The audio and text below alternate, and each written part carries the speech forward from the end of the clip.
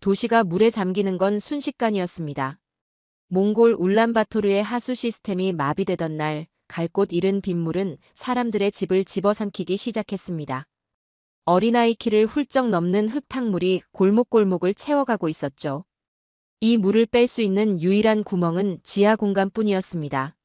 하지만 그곳은 일본과 한국 기업이 경쟁하며 뚫고 있던 1조 원짜리 지하철 공사 현장이었습니다. 일본 설계팀은 단호했습니다. 절대 개방 불가. 침수되면 정밀 장비가 다 망가집니다. 계약서에 현장 자산 보호가 최우선이라고 적혀 있습니다. 규정상 안 됩니다. 그들은 철문을 걸어 잠그고 팔짱을 꼈습니다. 그때였습니다. 반대편 한국구역에서 굉음이 들렸습니다. 쾅! 쾅! 한국팀이었습니다. 그들은 자신들이 3년 동안 피땀 흘려 완벽하게 마감해 놓은 터널 벽을 스스로 부수고 있었습니다. 미쳤어?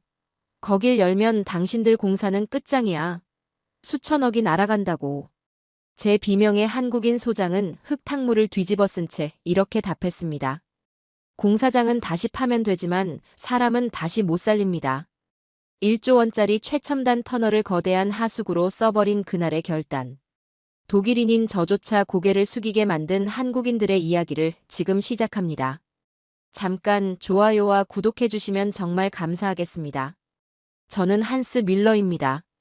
독일에서 온 도시철도 감리관이죠. 지멘스에서 30년을 일했어요. 평생을 1mm의 오차도 허용하지 않는 설계도와 규정 속에서 살아온 사람입니다. 독일식 완벽주의, 그게 제 전부였어요. 하지만 몽골 울란바토르의 그 여름, 저는 설계도가 자연 앞에서 얼마나 무력한 종이 조각인지 목격했습니다. 7월의 폭우는 기상청 슈퍼컴퓨터의 예측을 비웃듯 쏟아졌습니다. 100년 만에 폭우라고 했어요. 하늘에 구멍이 뚫린 것 같았습니다. 아스팔트로 뒤덮인 도심은 빗물을 흡수하지 못했고 저지대 주택가는 거대한 호수로 변해가고 있었죠.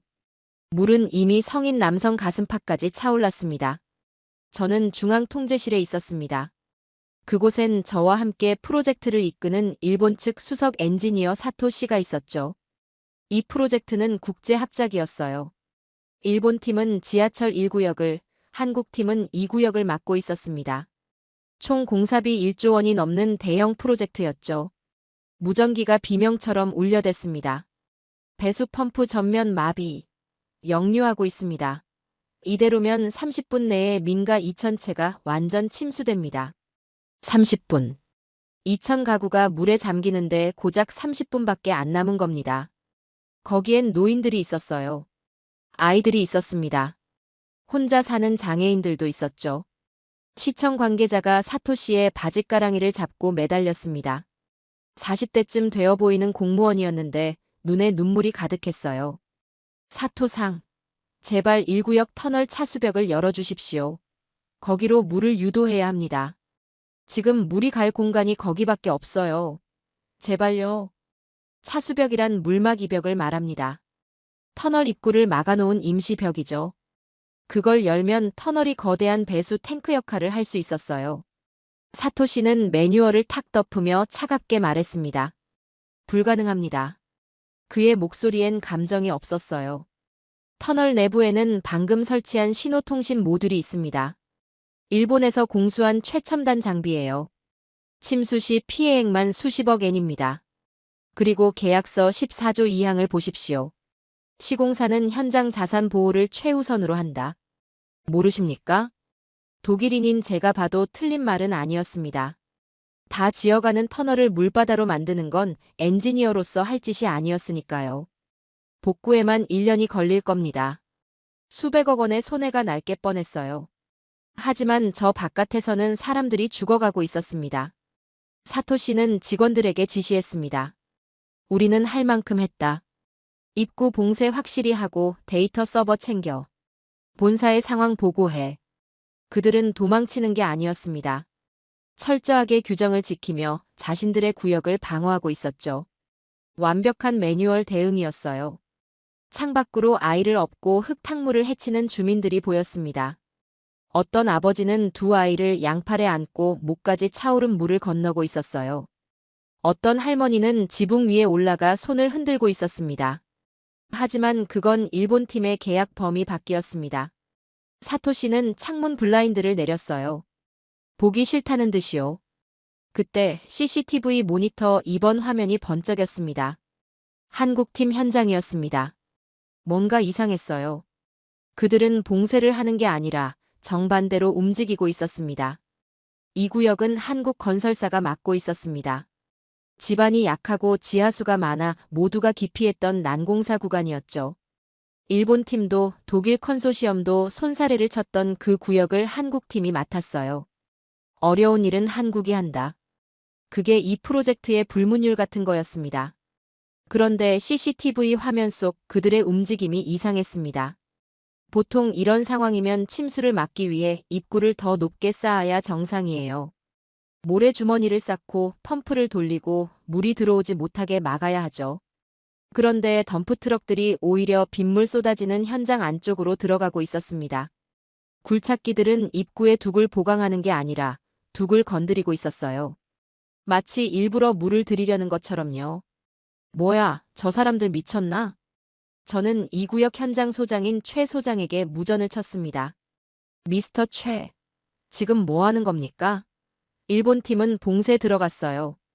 당신들도 장비 보호해야죠. CCTV로 다 보입니다. 지지직거리는 잡음 섞인 무전기 너머로 굵직한 목소리가 들려왔습니다. 최 소장 특유의 걸걸한 사투리였어요.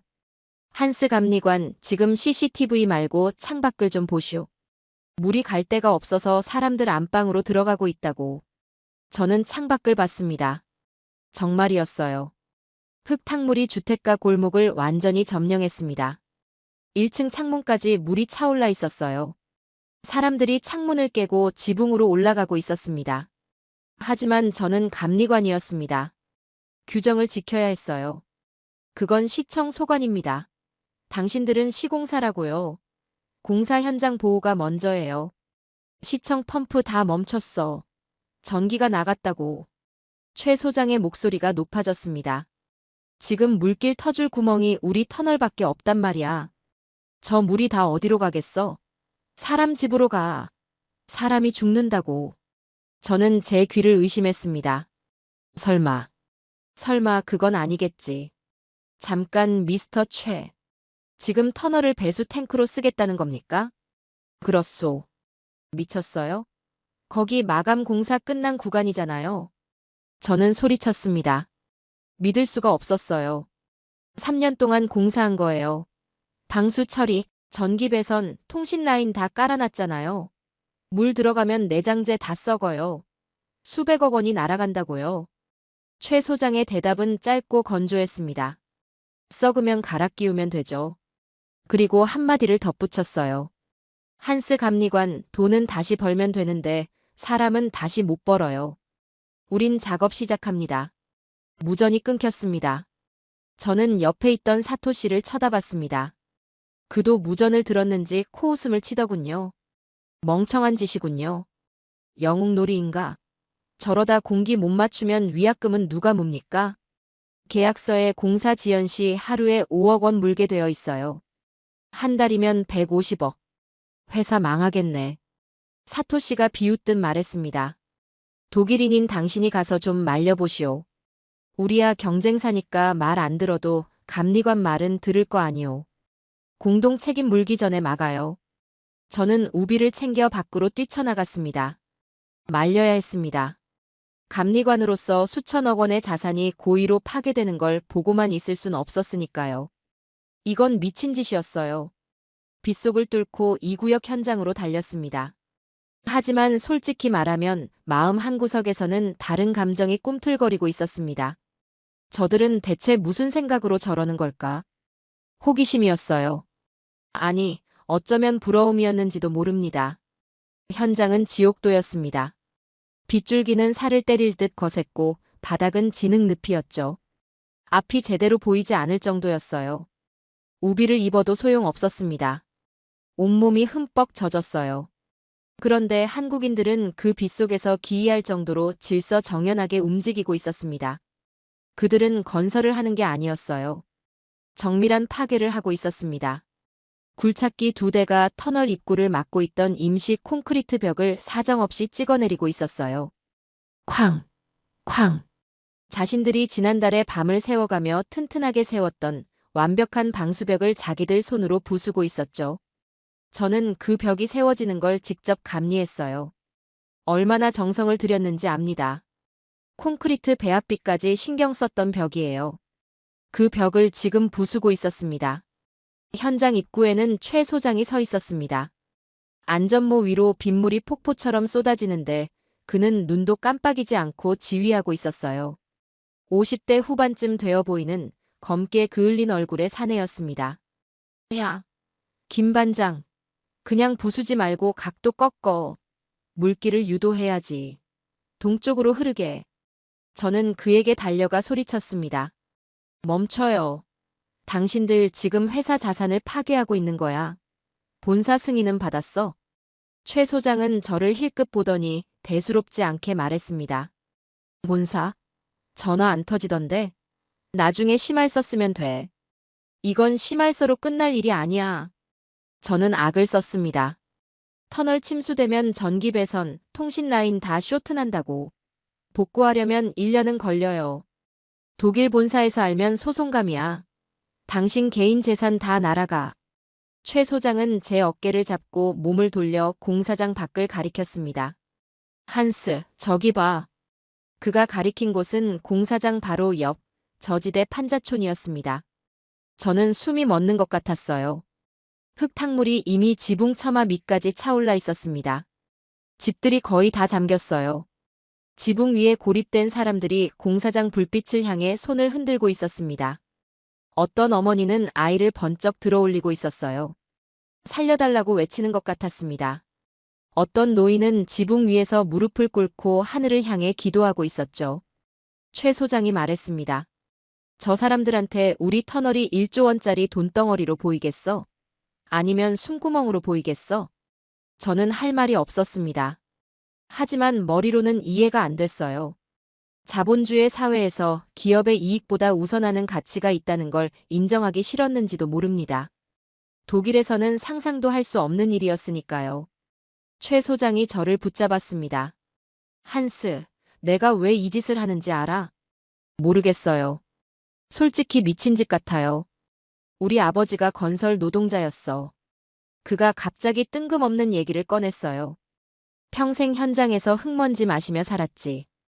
어느 날 아버지가 그러시더라고. 아들아, 건설은 뭔가를 세우는 게 아니라 사람을 지키는 거다. 건물 지으면서 사람 죽이면 그게 무슨 건설이냐? 저는 아무 말도 못했어요. 지금 내 아버지가 하늘에서 보고 계셔. 내가 돈 지키려고 사람 죽게 내버려 두면 아버지 얼굴을 못 봐. 그래도 규정은. 규정? 규정? 최 소장이 저를 똑바로 쳐다봤습니다. 그의 눈이 번개에 비쳐 번쩍였어요. 사람 다 죽고 지키는 규정이 무슨 소용이야. 한스 감리관, 당신 나중에 손자한테 물려줄 거야? 나는 규정 잘 지켰다고. 저는 아무 말도 못했습니다. 그가 무전기를 들었습니다.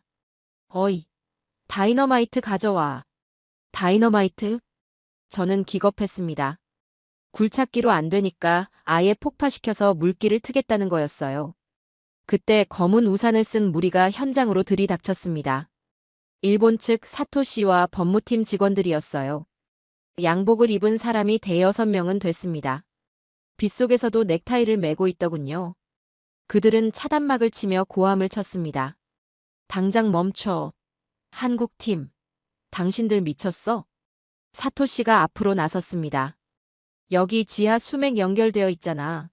이 구역 터널에 물 채우면 우리 1구역 격벽에도 압력이 가해진다고. 우리 구역 균열 생기면 어쩔 거야. 그들의 걱정은 시민의 생명이 아니었습니다. 자신들의 1구역 현장에 생길 아주 미세한 균열 가능성이었죠. 아직 일어나지도 않은 아주 작은 가능성 말이에요. 사토시가 제게 따졌습니다. 감리관, 직권으로 중지시키시오. 이건 명백한 고의적 파괴 행위이자 계약 위반입니다. 당신도 책임져야 해요. 일본 직원들이 트럭 앞을 가로막았습니다. 절대 못해. 배상금 물어낼 각오 있어? 우리 변호사가 바로 옆에 있어. 상황은 최악이었습니다. 물은 계속 불어나는데 어른들의 서류 싸움 때문에 작업이 멈췄어요. 저 멀리 지붕 위에서 사람들이 여전히 손을 흔들고 있었습니다. 시간이 없었어요. 한국 작업자들의 눈에 핏발이 섰습니다. 손에 들고 있던 해머를 꽉 쥐는 게 보였어요. 주먹을 불끈 쥔 사람도 있었습니다. 일촉즉발이었죠. 그때 최 소장이 뚜벅뚜벅 사토씨 앞으로 걸어갔습니다. 비켜. 한마디였습니다. 낮고 굵은 목소리였어요. 못 비켜. 우리 구역 안전보장 전에는 절대. 최 소장은 주머니에서 젖은 담배 갑을 꺼냈습니다. 그 안에서 꼬깃꼬깃한 도면 한 장을 꺼내더니 사토씨 가슴에 찔러 넣었어요. 당신네 1구역이랑 우리 2구역 사이 차단 격벽. 그거 지난달에 당신네 기술 부족해서 쩔쩔맬 때 우리가 가서 떼워준 거 기억 안 나? 사토씨의 얼굴이 붉어졌습니다. 사실이었어요. 난공사 구간에서 일본 팀이 포기하려던 걸 한국 팀이 기술 지원을 해줬었죠. 야근을 해가며 공짜로 도와줬어요. 저도 그 현장을 감리했으니까 압니다. 내가 공구리 쳤어. 한국산 콘크리트라고. 최 소장이 사토씨의 눈을 똑바로 쳐다봤습니다. 절대 안 터져. 내가 보증해. 내 현장 내가 수장시키겠다는데 남의 집 제사 지내지 말고 꺼져. 최 소장의 목소리는 낮았지만 천둥 소리보다 무거웠습니다. 기술적 자신감, 그리고 도덕적 우위.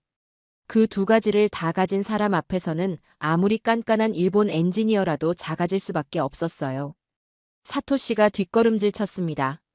변호사도 법무팀도 아무 말을 못했어요. 최 소장이 뒤돌아 소리쳤습니다. 점화 준비해. 3분 뒤에 터트린다. 작업자들이 일제히 움직이기 시작했습니다.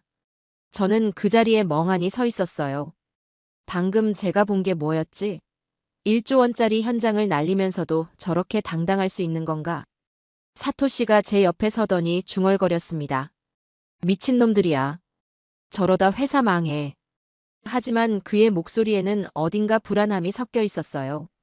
저는 속으로 생각했습니다.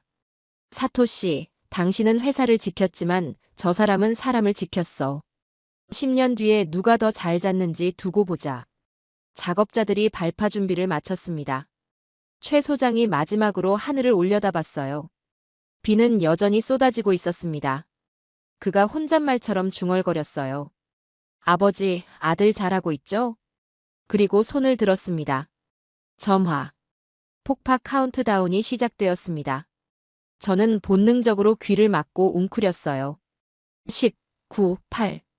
최 소장이 마지막으로 외쳤습니다. 전원 후방으로.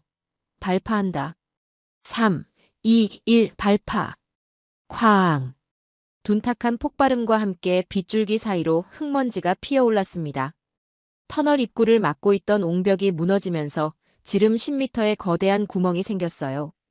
3년 동안 공들여 만든 벽이 순식간에 사라졌습니다. 그 순간 물리학의 법칙이 눈앞에서 펼쳐졌습니다. 도로를 점령하고 주택가로 밀려들던 흙탕물이 마치 마개를 뽑은 욕조처럼 방향을 틀었어요. 소용돌이를 치며 그 구멍으로 빨려 들어갔습니다. 쏴 하는 소리가 괴물 울음소리처럼 들렸어요. 잘 닦인 터널 바닥 위로 깨끗하게 마감된 벽면 위로 더러운 오물 섞인 물이 폭포수처럼 쏟아져 내렸습니다. 막 설치를 끝낸 조명시설이 물에 잠겼어요. 환기 덕트가 흙탕물에 휩쓸렸습니다. 일주일 전에 깔아놓은 전선들이 물속에서 불꽃을 튀겼어요. 1m, 2m. 순식간에 수위가 차올랐습니다. 한국 작업자들은 그 모습을 멍하니 보고만 있지 않았어요. 그들은 물이 더 잘 빠지도록 빗속에서 삽을 들고 주변의 흙더미를 계속 치워냈습니다. 자신들의 일터가 망가지는 걸 더 빨리 망가지도록 돕고 있는 셈이었죠. 옆에 있던 젊은 한국 기사가 울상을 지으며 말했습니다. 아이고, 저거 배선 작업 저번 주에 야근해서 끝낸 건데. 3일 밤 세웠는데. 다 녹슬겠네. 그러자 옆에 있던 고참이 등짝을 때리며 말했습니다. 임마, 전선은 다시 깔면 되지만 사람 목숨은 리필이 안 돼요. 젊은 기사가 고개를 끄덕였어요. 그리고 다시 삽을 들었습니다. 다른 작업자가 말했어요. 야, 저번에 저 마을 아줌마가 우리한테 밥 해줬잖아. 돈도 안 받고. 그 아줌마 집 저기야. 어디? 저기 파란 지붕. 물 차오르는 거 보여? 작업자들의 손이 더 빨라졌습니다. 그들은 낯선 나라에서 밥 한 끼 얻어먹은 은혜를 잊지 않고 있었어요. 저는 그 대화를 듣고 멍해졌습니다. 독일에서는 상상도 할 수 없는 대화였어요. 우리는 시스템을 믿습니다. 매뉴얼을 믿고 보험을 믿고 계약서를 믿죠. 시스템이 무너지면 패닉에 빠집니다. 하지만 이들은 시스템이 무너지면 인간성을 시스템으로 대체해버립니다. 그게 한국인이었습니다. 터널이 물을 삼키자 거짓말처럼 마을 쪽 수위가 낮아지기 시작했어요. 1층 창문까지 차올랐던 물이 무릎 높이까지 빠졌습니다. 그리고 계속 빠져나갔어요. 지붕 위에 있던 사람들이 환호성을 지르는 게 들렸습니다. 살았다. 물이 빠진다. 살았어. 아이를 안은 어머니가 하늘을 향해 두 손을 모았어요. 기도하는 것 같았습니다. 아니, 감사 인사를 하는 것 같았어요. 하지만 이 구역 터널은 완벽한 수족관이 되어버렸습니다. 1조 원짜리 최첨단 터널이 거대한 하수구가 된 겁니다. 최 소장이 흙탕물에 젖은 터널 입구를 바라봤어요. 3년간 피땀 흘린 현장이 물에 잠기는 모습을요. 그의 얼굴에 어떤 표정이 스쳤는지 모르겠어요. 후회? 아니요. 안도감 같았습니다. 저기 봐, 한스. 그가 마을 쪽을 가리켰어요. 물이 빠지고 있었습니다. 지붕 위에 있던 사람들이 내려오고 있었어요. 아이를 안은 어머니가 웃고 있었습니다. 저게 우리가 파는 거야. 터널 말고. 저는 그 말을 평생 잊지 못할 거예요. 다음 날 아침 비가 그쳤습니다. 하늘은 야속할 정도로 맑았어요. 마치 어젯밤 일이 꿈이었던 것처럼요. 저는 현장으로 나갔습니다. 이 구역 터널은 처참했습니다. 입구까지 흙탕물이 가득 차 있었고 각종 쓰레기와 잔해들이 둥둥 떠다녔죠. 죽은 동물 사체도 보였어요. 악취가 진동했습니다. 펌프로 물을 빼내려면 좋기 2주는 걸릴 상황이었어요. 공사 기간은 최소 3개월 지연될 게 뻔했습니다. 위약금만 수백억 원이었죠. 반면 일본 팀의 1구역은 멀쩡했습니다. 그들은 아침 일찍 나와서 깨끗한 자신들의 현장을 점검하고 있었어요. 꺼봐라, 우리가 옳았다. 그런 표정이었죠. 사토시는 본사의 현장 방어 성공이라는 보고서를 보내고 있었습니다. 저는 마음이 무거웠어요. 결과적으로 한국팀은 큰 손해를 입었으니까요. 위약금 청구서가 날아올 수도 있었습니다. 최 소장이 개인 파산을 할 수도 있었어요. 그런데 한국팀 천막 쪽에서 웃음소리가 들렸습니다. 웃음소리요? 이 상황에 가보니 최 소장과 작업자들이 쭈그리고 앉아 종이컵에 커피를 마시고 있었어요. 달달한 믹스커피 향이 진동했죠. 한국에서 공수해온 커피라고 했습니다. 그들의 꼴은 말이 아니었어요. 밤새 흙탕물과 싸우느라 작업복은 진흙 갑옷처럼 굳어 있었고 얼굴은 퀭했습니다. 어떤 분은 손에 피딱지가 앉아 있었어요. 어이, 한스. 와서 커피 한 잔해. 한국산이야. 피로 회복엔 이게 최고지. 최 소장이 씩 웃으며 커피를 건넸습니다. 최 소장, 괜찮습니까? 본사의 보고서는. 아, 그거 이미 보냈어. 긴급 배수 지원으로 인한 침수. 복구 예정. 끝. 그게 다예요? 변명이라도 써야죠. 해명을 해야. 변명은 잘못한 놈들이 하는 거고. 최 소장이 커피를 한 모금 마셨습니다. 우린 잘한 일 했잖아. 그리고 우리 애들이 손이 빨라. 물 빼고 닦으면 금방이야. 빨리빨리가 우리 특기 아니오? 그는 너무나 태연했어요. 그때 텐트 밖이 시끌벅적해졌습니다. 몽골 주민들이었습니다. 수십 명, 아니 100여 명이 넘어 보였어요. 손에 뭔가를 하나씩 들고 있었습니다. 따뜻한 양고기 수프, 빵, 마유주. 밤새 물난리에서 살아남은 주민들이 한국팀에게 아침을 먹이겠다고 찾아온 거예요. 한 할머니가 최 소장의 흙투성이 손을 잡았습니다. 그리고 그 손을 자신의 이마에 대며 울먹였어요. 몽골식의 가장 높은 존경 표시였습니다. 감사하다는 말이었죠. 최 소장은 쑥스러운 듯 뒷머리를 극적이며 말했습니다. 아, 할머니. 옷 버려요. 저 더러워요. 저리 가세요. 하지만 그의 눈가는 붉어져 있었습니다. 그 거친 사내가 1조 원 공사장을 날려먹고도 눈 하나 깜짝 안 하던 사람이 할머니의 감사 인사 앞에서는 어쩔 줄 몰라 하고 있었어요. 그때 저는 깨달았습니다.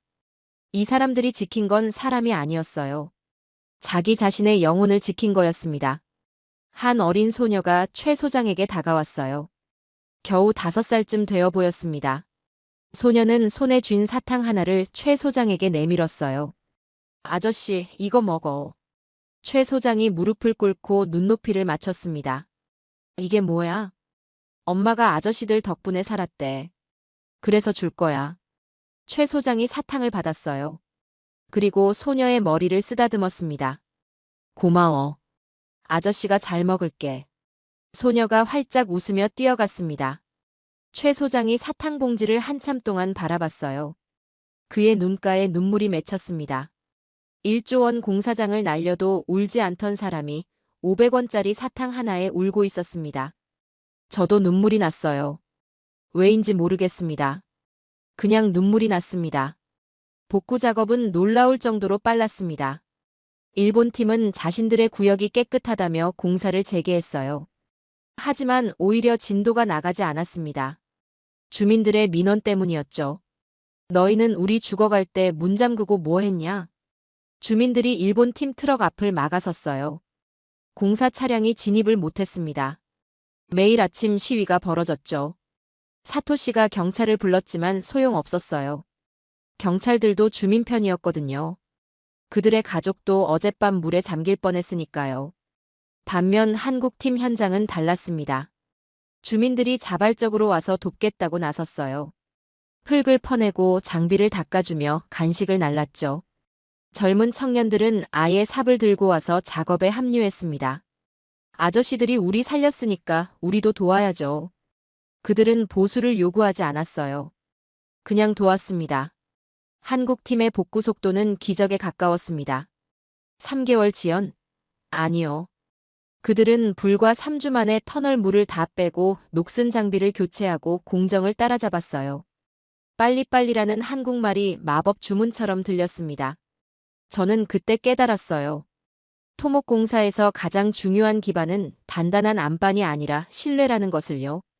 일본 팀은 매뉴얼을 지켰지만 민심을 잃었고 한국 팀은 매뉴얼을 어겼지만 사람을 얻었습니다. 어느 날 사토 씨가 제게 와서 투덜거렸습니다. 한국인들은 요령이 없어요. 무식하게 몸으로 때우는 게 기술입니까? 우린 스마트하게 대처했다고요. 우리가 뭘 잘못했습니까? 저는 그에게 제 수첩을 보여줬습니다. 사토 씨, 기술은 학교에서 배울 수 있습니다. 하지만 영어는 배울 수 없죠. 사토 씨가 어이없다는 표정을 지었어요. 저는 말을 이었습니다.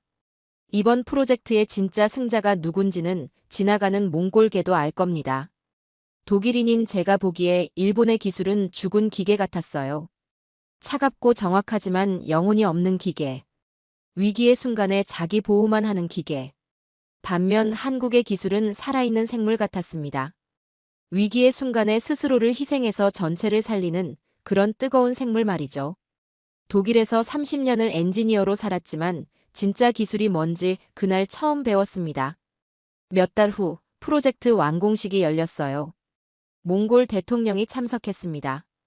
그는 한국팀 전원에게 훈장을 수여했어요. 최 소장은 쑥스러운 듯 뒷머리를 극적이며 훈장을 받았습니다. 사토 씨는 그 자리에 없었어요. 본사로 발령이 났거든요. 사실상 좌천이었죠. 완공식이 끝나고 최 소장이 제게 다가왔습니다. 한스, 고마웠소. 그날 밤 말리러 왔다가 결국 삽 들고 같이 팠잖아. 저는 웃었어요. 사실이었거든요. 저도 어느 순간 삽을 들고 있었습니다. 왜 안 말렸냐고요? 못 말리겠더라고요. 저 사람들을. 최 소장이 껄껄 웃었습니다. 한국 놈들 독해서 말을 안 들어. 독일로 돌아가면 이 이야기를 꼭 하겠다고 약속했습니다. 그리고 지금 그 약속을 지키고 있는 거예요. 프로젝트가 끝나고 저는 독일 본사로 돌아갈 준비를 했습니다. 최종 감리 보고서를 작성해야 했죠. 이게 제 마지막 업무였어요. 공사 평가란에 저는 한국팀 섹션에 최고 점수를 줬습니다. AAA, 트리플 A, 최우수 등급이에요. 그리고 비고란에는 엔지니어로서 써서는 안 될 문장을 적었습니다. 이들은 땅속에 터널을 뚫은 것이 아니라 몽골인들의 가슴속에 길을 냈다. 만약 내 가족이 사는 도시에 지하철을 놓는다면 나는 주저없이 이들을 부를 것이다. 본사에서 뭐라고 할지 모르겠어요. 감리관이 이런 감상적인 문장을 쓰면 안 되거든요. 하지만 저는 후회하지 않습니다. 공항으로 가는 길, 이 구역 현장을 지나갔습니다. 이제는 완공되어 기차가 다닐 준비를 마친 그곳. 깨끗하게 정비된 터널 입구가 보였어요. 그날 밤 흙탕물이 쏟아져 들어갔던 바로 그 자리였죠. 입구 옆에 작은 비석이 하나 세워져 있더군요. 몽골 주민들이 돈을 모아 세운 것이었습니다. 저는 차를 세우고 내려서 그 비석을 읽었어요. 20XX 년 7월, 스스로를 희생해 우리를 지켜준 한국 건설인들의 용기를 영원히 기억합니다. 비석 아래에는 꽃다발들이 놓여 있었어요. 누군가 매일 갖다 놓는 것 같았습니다. 저는 창문을 내리고 그 비석을 향해, 그리고 보이지 않는 지하. 어딘가에서 또 다른 현장을 누비고 있을 최 소장과 두더지들을 향해 조용히 경례를 붙였습니다. 독일의 합리주의가 가르쳐주지 않은 것. 계산기가 알려주지 않은 정답을. 한국인들은 그날 밤 몸으로 보여줬습니다. 가끔 베를린의 안락한 사무실에 앉아 있으면 그때 현장에서 마셨던 흙탕물 묻은 믹스커피 맛이 생각납니다. 세상에서 가장 달콤하고 진했던 그 의리의 맛이 말이죠. 저는 지금도 그 커피 맛을 잊지 못합니다. 1조 원짜리 공사장. 기업에게는 목숨보다 중요한 자산입니다. 주주들의 돈이고 직원들의 월급이고 회사의 미래거든요. 하지만 한국인들은 그 거대한 자산을 시민들을 위해 한순간의 망설임도 없이 흙탕물 속에 던져버렸습니다. 왜일까요? 최 소장의 투박한 한마디 속에 답이 있었습니다. 전선은 다시 깔면 되지만 사람 목숨은 리필이 안 된다. 너무나 당연한 말 같지만 막상 위기의 순간에 자신의 이익을 포기하고 이 말을 실천할 수 있는 사람이 과연 몇이나 될까요? 매뉴얼 뒤에 숨은 일본 팀을 비난할 수만은 없을 겁니다. 그게 보통의 선택이니까요. 누구나 그렇게 합니다. 저도 그랬을 거예요. 하지만 한국인은 보통을 거부했습니다. 계산기를 집어 던지고 대신 다이너마이트를 들었습니다. 그 바보 같은 선택이 3,000명의 시민을 살렸어요.